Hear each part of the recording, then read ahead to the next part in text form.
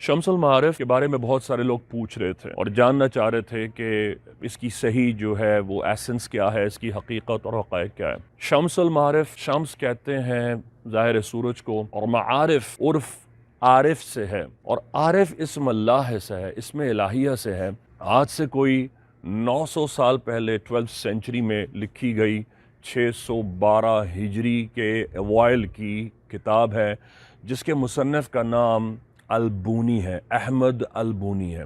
क्योंकि वो जंगलों में ट्रैवल करते थे और पहाड़ियों में जिस तरह आम औलिया अल्लाह या असफिया सूफिया करते हैं, तो वो वहाँ रह कर बैठ कर वो मुराकबा भी करते थे। अब इस दौरान में उनकी मुलाकात जन्नात के ग्रोहों से हुई और आदो वज़ाइफ के दरमियान में उनका उनसे कई बार मुकाबला भी हुआ।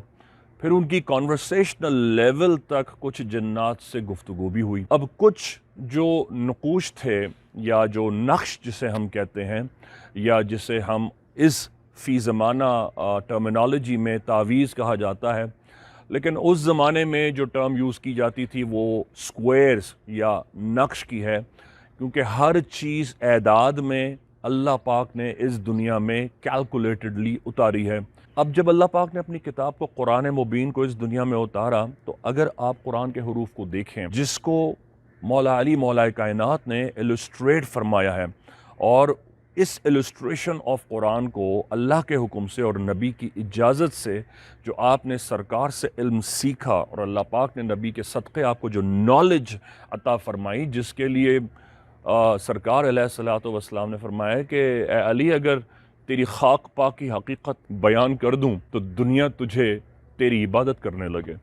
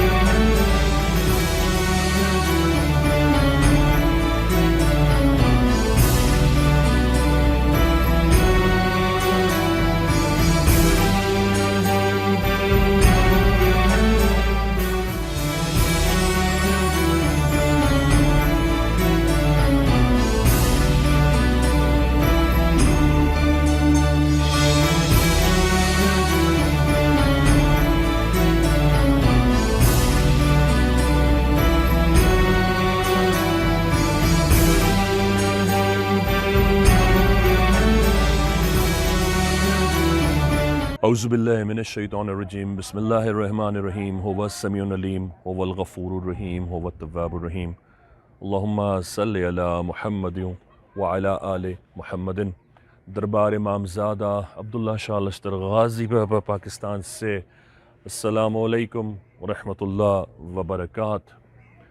शम्स उल मारिफ, बहुत दिनों से देख रहा था कि लोग अपने अपने हिसाब से इस पे कमेंट कर रहे हैं, और बहुत दिनों से महसूस कर रहा था कि लोग अपने अपने हिसाब पे इस पे जो थ्योरी है और थीसिस है और अपनी प्रोग्नोसिस जो है वो जनरेट कर रहे हैं।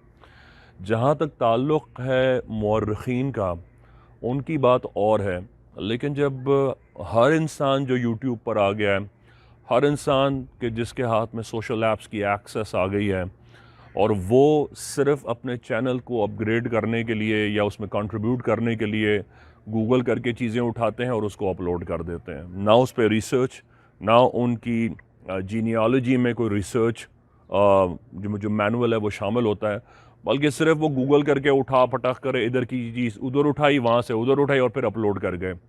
इसका नतीजा वक्ती तौर पर उनको रेटिंग तो मिल जाती है, लेकिन जो सबसे बड़ा नुकसान होता है वो व्यूअर को होता है कि वो कंफ्यूज भी होता है, और कंफ्यूज के बाद जो सेकंड ग्रेड उसको मिलता है वो ये मिलता है कि उसको एक सही नॉलेज या इन्फॉर्मेशन नहीं पहुंच पाती।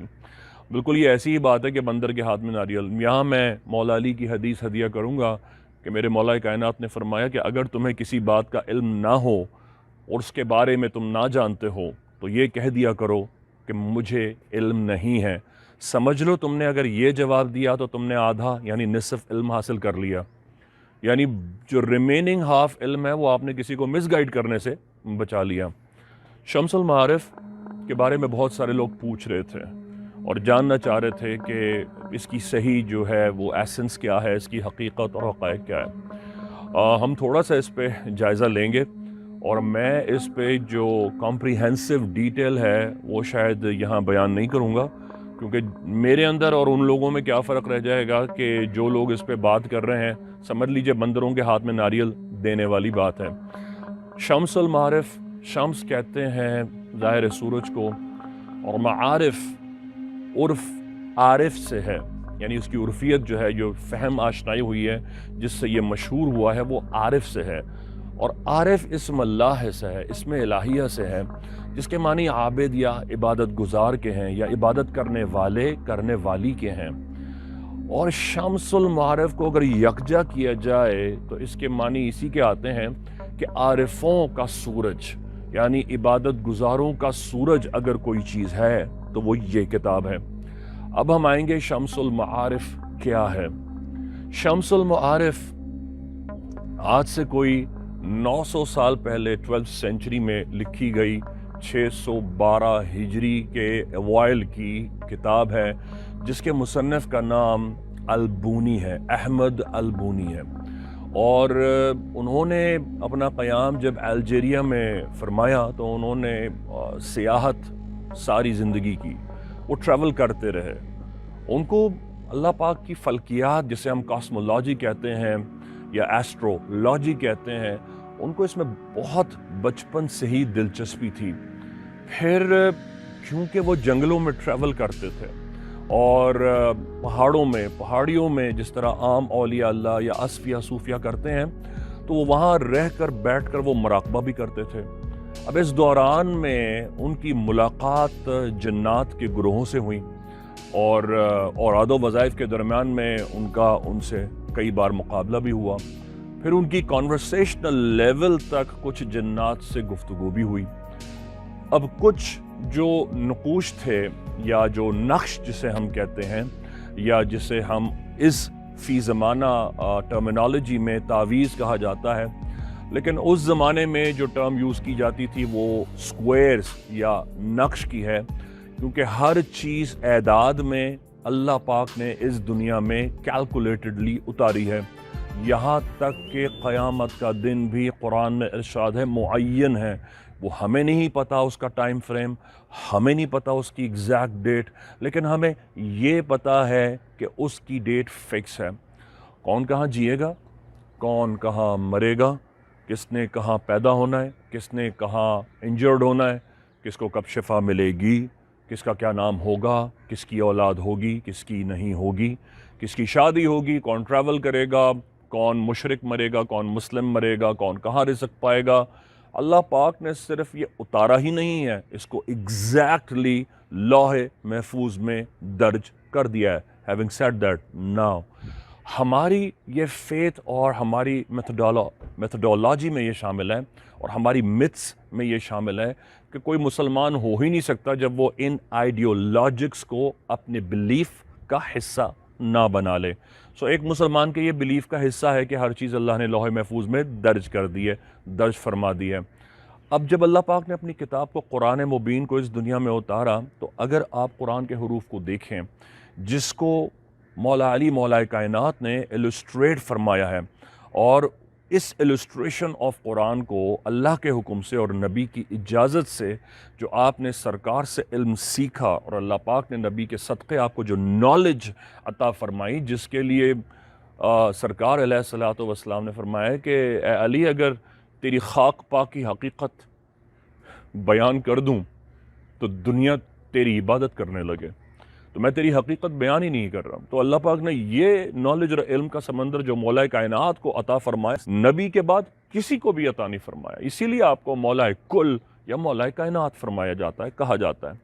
آپ نے یہ علم اپنی اولاد کو عطا فرمایا، اسی لیے حضرت مولا امام حسن سے، مولا امام حسین سے، اور اسی طرح حضور زین العابدین سے، امام باقر، اور پھر جعفر صادق، پھر اسی طرح موسیٰ کاظم، امام علی رضا، امام محمد سقی، امام علی نقی، اور امام حسن عسکری تک یہ علم ڈسینڈ ہوا، لکھتا آتا چلا گیا۔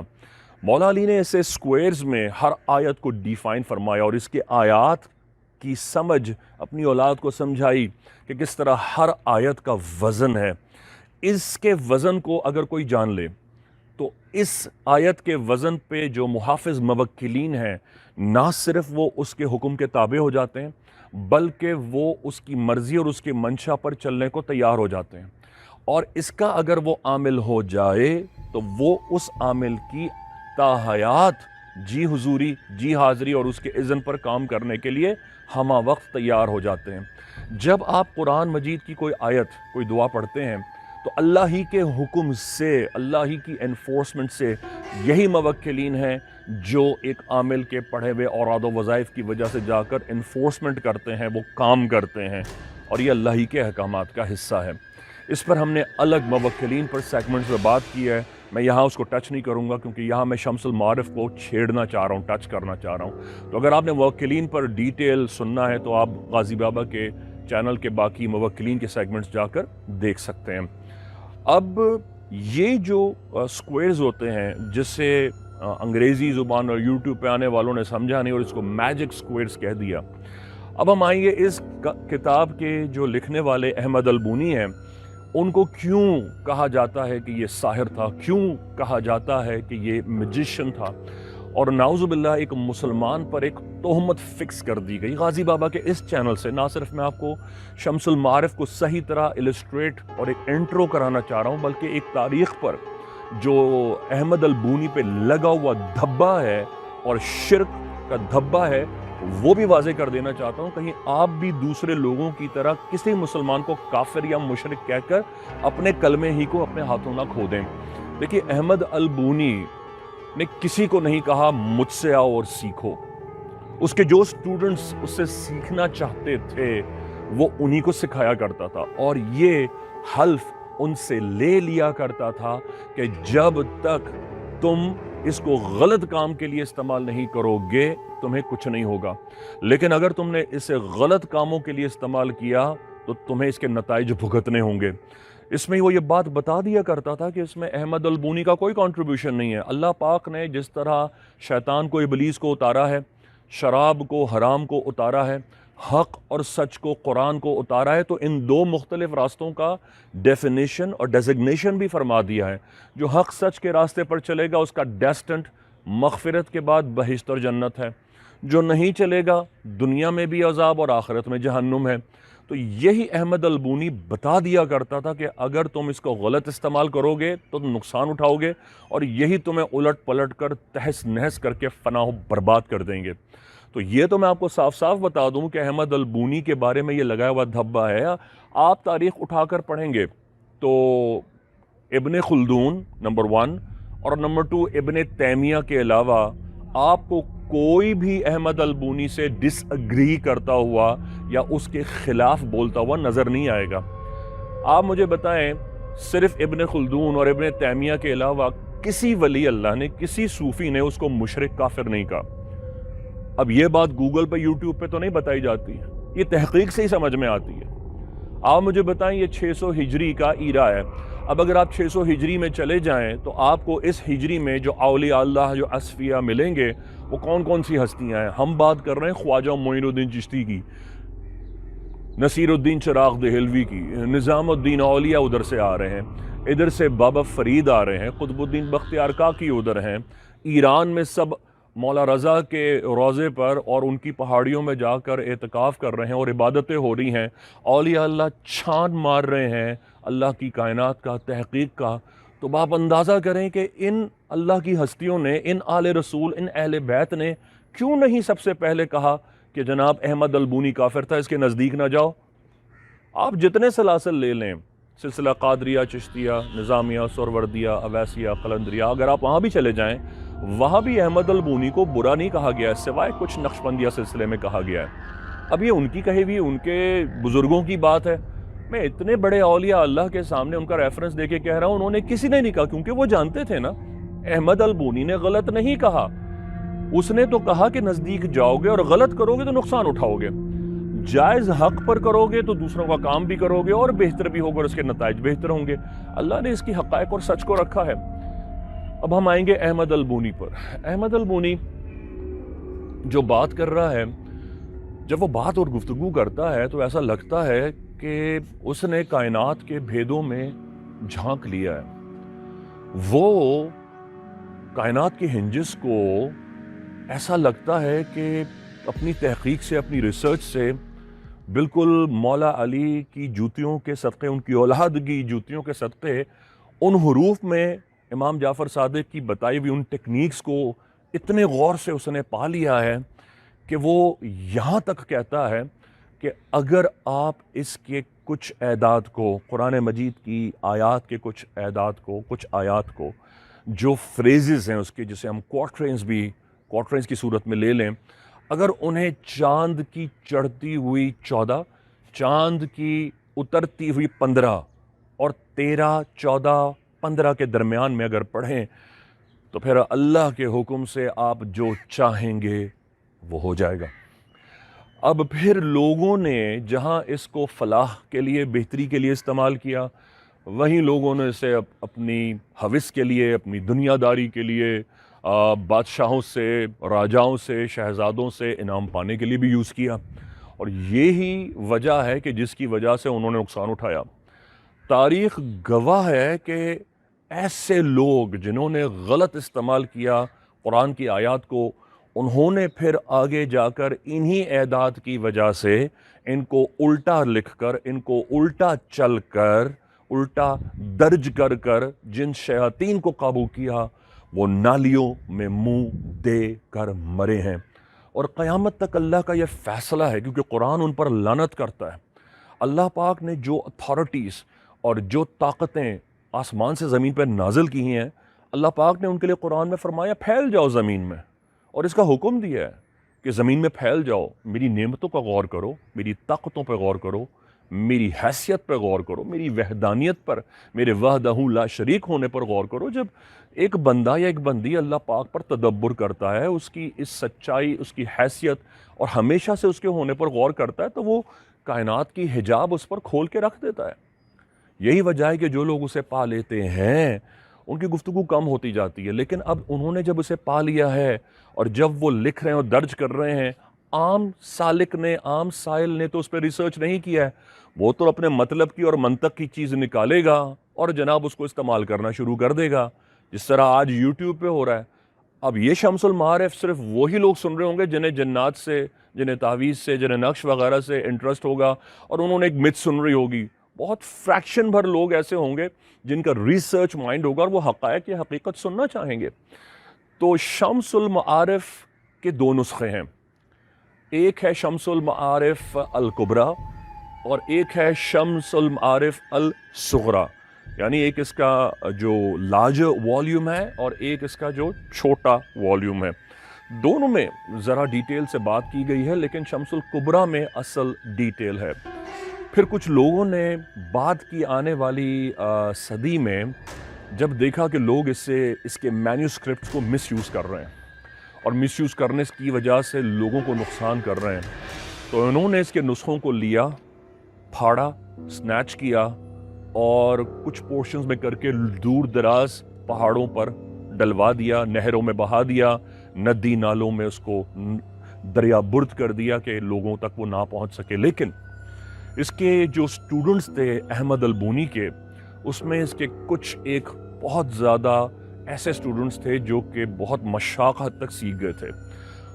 انہوں نے اس کے نسخے کو بڑا جان برابر سنبھال کے رکھا اور اپنے آنے والے ایسے ہی سٹوڈنٹس کو پھر انہوں نے انہیرٹ کیا، ان کو بخشا. ان کے پاس یہ نسخے چلے آئے تھے. شمس المعارف کے بہت سارے نسخے میری نظر سے گزرے ہیں اور اس کے نسخوں کی کچھ حیثیت میرے پاس محفوظ بھی ہے اس کی اوریجنل حالت میں. ظاہر ہے ہم بندروں کے حال میں تو ناریل نہیں دیں گے، اور یہی بات نہیں کہ اور بھی آل رسول اہل محبت رکھنے والوں کے ہاں بھی اس کے کچھ نسخے جو ہیں وہ محفوظ ہیں، اور ان کے جو محفوظ کرنے والے ہمیشہ وہ حلف پر وہ سپرد کرتے ہیں تاکہ کسی جاہل کے ہاتھ میں نہ چلا جائے. اسی لیے آپ سوچتے ہوں گے فیس بک پہ، یوٹیوب پہ اور سوشل ایپ پہ جب لوگ آ کر پوچھتے ہیں بھائی جان یہ دے دیں وہ دے دیں، میں ان کو جھٹ سے کیوں منع کر دیتا ہوں. اگر میں نے بھی بندروں کے ہاتھ میں ناریل دینا شروع کر دیا تو نعوذ باللہ میرے اور ان جاہلوں میں کیا فرق رہ جائے گا.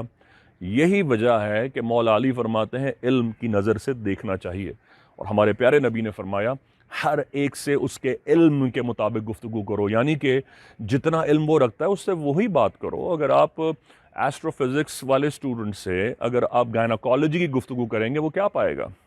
اور ایک جاہل انسان سے اگر آپ ایک دم سے آسمانوں کی، ایسٹرولوجی کی، ایسٹرو فزکس کی، ملکی وے کی، جوپیٹر کی، نیپچون کی، علم جفر کی، الف با جیم دال ہے، یعنی یہ 1 2 3 4 and 5 ہے علم جفر سے۔ چلیں آج میں نے یہ بھی سیکرٹ میرے منہ سے نکل گئی اور اب آپ نے سن لی۔ یہ ایگزیکٹلی وہ ایگزامپل ہے جس پہ علم الجفر ڈیٹیل کرتا ہے قرآن کے حروف پہ، اور اسی کی بنیاد پر ہا یا زال تک، لام فے ہے قاف، تمام حروف تہجی پر علم الاعداد کو بیس کیا جاتا ہے، جس سے آیات کو ڈرائیو کیا جاتا ہے اور تعویذ میں اتارا جاتا ہے۔ اب اگر آپ اس کے نقش کو اتار لیں اور صحیح طرح آپ وہ فن جانتے ہوں تو وہ موکلین پھر آپ کے قابو میں آ جاتے ہیں۔ شمس المعارف الکبریٰ تو سمجھ لیجئے 90% جو ہے وہ ڈسٹریبیوٹ ہو چکی ہے، وہ تو کسی کے پاس شاید ہی اس کا نسخہ ہو۔ دنیا میں چند ایک لوگوں کے پاس ہے جن کو میں جانتا ہوں، لیکن ظاہر ہے میں یوٹیوب پہ ان کا نام نہیں لوں گا۔ شمس الصغریٰ اتنی زیادہ گھسی پٹی گئی ہے اور اس کو اتنا فیک کیا گیا ہے، اس کو ہر ایک چیز کو ریئل کہہ کر بیان کیا گیا ہے کہ اب تو 3rd 4th 5th پہ بھی شک ہوتا ہے کہ یہ شمس الصغریٰ ہے کہ نہیں ہے۔ احمد البونی کو کافر نہ کہیے، مشرک نہ کہیے، کسی بھی مسلمان کی طرح نہ کہیے، جس طرح کسی بھی مسلمان کو کافر کہنے والا اگر وہ مسلمان کافر نہیں ہوا تو کہنے والا کافر ہو جائے گا۔ جب اولیاء اللہ، آل رسول، اہل بیت اور ان کے عشاق نے نہیں کہا تو آپ کیوں کرتے ہیں، آپ کیوں کہتے ہیں جناب؟ جہاں تک تعلق ہے کہ جناب ابن خلدون نے اور ابن تیمیہ نے کیوں کہا ہے، تو ہر ایک کو کہنے کا حق ہے۔ انہوں نے جن لوگوں کو وٹنس کیا تھا، انہوں نے ابیوز کیا تھا، انہوں نے فوراً کہہ دیا جادوگر ہے، نعوذ باللہ۔ اس نے کبھی جادو کرنے کا نہیں کہا، نہ ہی اس نے قرآن مجید کے حروف کو جادو کہا۔ جو قرآن مجید کے حروف کو لکھ رہا ہے آپ اسے کیسے جادو کہہ سکتے ہیں، یا اسے کیسے جادوگر کہہ سکتے ہیں؟ ہاں یہ ہے کہ احمد البونی کے بارے میں یہ مشہور تھا کہ جنات اس کے پاس آیا کرتے تھے، اور جنات نے کچھ اسے ایسے نسخے بھی بتائے کہ کون کون سی چیزیں کر کے کیسے کیسے سرکش جنات کو قابو کیا جا سکتا ہے، یا ان کو قابو کر کے ان سے کام کروائے جا سکتے ہیں۔ ہاں یہ بات ہے، یہ فن اس کو آتا تھا، لیکن وہ پہلے ڈیفائن کر دیتا تھا کہ اس کے نزدیک کوئی نہیں جائے۔ شمس المعارف، شمس الکبریٰ یا شمس الصغریٰ، اس کا اوریجنل مینوسکرپٹ آپ کو کہیں بھی نہیں ملے گا۔ ٹکڑے ملیں گے اور ٹکڑوں کی آپ کو تصویریں مل جائیں گی کہیں کہیں سے، لیکن اس کو اوریجنل فارم میں کہیں بھی نہیں ملے گا۔ یہ میں آپ کو بتا دوں، اگر کوئی کہتا ہے تو 99.999% وہ فیک ہے یا جھوٹ ہے، 0.1% سچ ہو سکتا ہے، کیونکہ میں اس بات پہ بلیو کرتا ہوں کہ ظاہر ہے کوئی سچ نکل آئے اور کل کو دے دے تو یہ اور بات ہے، لیکن یہ اب اویلیبل نہیں ہے۔ ہاں آل رسول، اہل بیت، اہل تطہیر کے ہاں جس طرح سمجھایا گیا، بتایا گیا، وہ بھی بتا دیتے تھے کہ اگر تم نے اس کا غلط استعمال کیا تو گمراہ ہو جاؤ گے، اور یہ بات تمام اوراد و وظائف کے لیے ہے۔ فار ایگزامپل اگر آپ سورہ اخلاص یا سورہ فاتحہ اور آیت الکرسی ہی پڑھتے ہیں اور آپ یہ کہتے ہیں کہ جناب میری بہو برباد ہو جائے، میرے داماد کو یہ ہو جائے، یا وہ فلاں بے اولاد ہو جائے، مجھے بتائیں آپ دنیا میں اپنی ہی زندگی اور آنا، جینا، مرنا، پیدا ہونا برباد نہیں کر رہے؟ تو لوگوں کی فلاح کرنی چاہیے، لوگوں کی آسانی رکھنی چاہیے، لوگوں کی بہتری کے لیے کام کرنا چاہیے۔ یہ کسی مینول میں بھی آپ ہوں، آپ کسی زندگی کے شعبہ سے تعلق ہے، آپ کسی ریلیجن سے بھی ہیں، آپ کو کسی ریلیجن میں ابیوز آف ہیومنز نہیں ملے گا۔ اگر آپ اسلام کو دیکھیں گے، اسلام دنیا کا واحد مذہب ہے جہاں آپ کو ہیومنز ہی نہیں، اللہ کی تمام مخلوقات کو اذیت دینے کی ممانعت ملے گی۔ سو شمس المعارف، شمس الکبریٰ، شمس الصغریٰ بہتری کے ساتھ، یہ اگر آپ کو جستجو ہے اس پہ تحقیق کرنے کی، ریسرچ ایک اسی حد تک رکھیں، لیکن پلیز اس کو اگر کہیں مل جائے، اس کے نسخے آپ کو مل جائیں تو ان سے بالکل ہرگز چھیڑخانی نہ کریں، نہ انہیں اٹھا کر ان کو کوشش کرنا کریں، یا ان کو مینیپولیٹ کرنے کی کوشش کریں، ہرگز نہ کریں۔ میں نے ایسے کئی لوگوں کو اپنی زندگی میں نالی میں منہ دے کے مرتے دیکھا ہے جن کو پتہ ہی نہیں تھا انہوں نے کیا چیز اٹھا لی ہے اور کر لیا، اور اللہ پاک کے اور بخشے ہوئے ایسے اوراد و وظائف ہیں جس کے لیے اجازت دی گئی ہے، آپ وہ کر سکتے ہیں، لیکن please don't go to near شمس المعارف، شمس الکبریٰ یا شمس الصغریٰ. اس دعا کے ساتھ کہ اللہ پاک ہمیں سوچنے سمجھنے کی صلاحیت دے، امام زمانہ کا ظہور فرمائے. بحق غازی یا غازی. السلام علیکم ورحمۃ اللہ وبرکاتہ. دربار امام زادہ عبداللہ شاہ اللہ شاہ گادی سے خوش آمدید. وعلیکم السلام. بھائی آپ یہاں پر آئے، آپ نے ٹوکن لیا، آپ کے بھائی سے ملاقات ہوئی، آپ کا علاج ہوا، الحمدللہ آپ کو دوائی بھی ملی. تو کیا اس دوران آپ سے کسی بھی طرح کا ہدیہ، ڈونیشن یا فیس لی گئی؟ انشاءاللہ ہمارے سے کوئی فیس نہیں لی گئی ہے، نہ کوئی چیز لی گئی ہے. میں تو آج پہلی دفعہ آیا ہوں. ماشاءاللہ والدہ میری 12 سال سے یہاں آ رہی ہیں، اور 12 سال سے کم 15 دفعہ میں والدہ کے ساتھ آ چکا ہوں، بائک پہ، کبھی کار میں، کبھی کسی چیز پہ. ماشاءاللہ ہر چیز میں پورے ہیں. دوسری بات یہ کھانے پینے کا ہر چیز کا انتظام کرا جاتا ہے. کینسر کے مریضوں کو پہلے دیکھا جاتا ہے، ڈائلسس کے مریضوں کو پہلے دیکھا جاتا ہے، اس لیے وہ بیٹھ نہیں سکتے یا پریشانی کے باعث بنتے ہیں، اس لیے ان کو پہلے دیکھا جاتا ہے. یہ آج میں نے اپنی آنکھوں سے دیکھ لیا ہے. اور لہٰذا یہ مجھے بھی کسی نے کہا تھا کہ وہاں چلے جائیں عبداللہ شاہ غازی بھائی جان کے پاس. ایک رات کی پریشانی ہوگی، اللہ نے چاہو اس کے بعد دوبارہ جانے کی، دوائی لینے کی کوئی پریشانی نہیں ہے. 10 15 20 منٹ لگتے ہیں. باہر سے آؤ، فائل دو، آپ اپنی دوائی لو، انشاءاللہ چلے جائیں. اور یہ غازی بابا کے صدقے اور ان کے پانی کے صدقے میں انشاءاللہ سارے کام اللہ یہاں سے بھائی جان کے پاس سے کرا رہا ہے. کو پتا ہے کہ حال میں دربار پہ بھائی جان کی حاضری پہ پابندی لگا دی گئی ہے، تو اس حوالے سے آپ کیا کہنا چاہیں گے؟ میں یہ کہنا چاہوں گا سر، یہاں تو ہندو بھی، عیسائی، کرسچن، دنیا کے ہر قوم کا شخص آ رہا ہے، اس میں تو کسی کو منع ہی نہیں کرا جا سکتا. بھائی جان تو ہمارے وہ اولیاء ہیں، وہ کرام ہے، دنیا ہاتھ پاؤں چوم رہی ہے، ان کو کیسے منع کرا جا سکتا ہے، یہ بتایا جائے. وعلیکم السلام رحمۃ اللہ وبرکاتہ. نہیں بھائی، کوئی ایسی فیس وغیرہ مجھ سے نہیں لی گئی، اور ماشاءاللہ یہاں پہ اتنا بہترین طریقے سے بھائی جان کے پاس انتظام ہے کہ میں اپنے بھائی کو دوائی لینے کے لیے مریض بنا کے لے کے آیا ہوں. لیکن ماشاءاللہ میرا ایسا دل ہو رہا ہے، اتنی انہوں نے مجھے انتظامیت نے عزت دی ہے، صحیح طریقے سے بٹھایا، کھانے پینے کا ناشتہ واشتہ یہ وہ سب کچھ ماشاءاللہ بھائی جان کی طرف سے. مجھے تو اتنا مزہ آ رہا ہے کہ گھر پہ جانے کا دل نہیں ہو رہا. ماشاءاللہ بھائی جان کو اللہ زندگی دے، ترقی دے. اور انشاءاللہ آپ بھی جو ہے نا، جو سننے والے ہیں، ماشاءاللہ بھائی جان کے پاس آئیں. ہر چیز کا علاج ہے، آپ کو اتنا مزہ آ جائے گا کہ بس آپ کو میں کیا بتاؤں. پابندی کس وجہ سے لگا دی گئی بھائی؟ یہاں تو ہر قوم کا بندہ، ہر انسان ہے. عبداللہ شاہ غازی بابا ہے وہاں، یہاں تو کسی کی پابندی کا کوئی جواز ہی نہیں بنتا.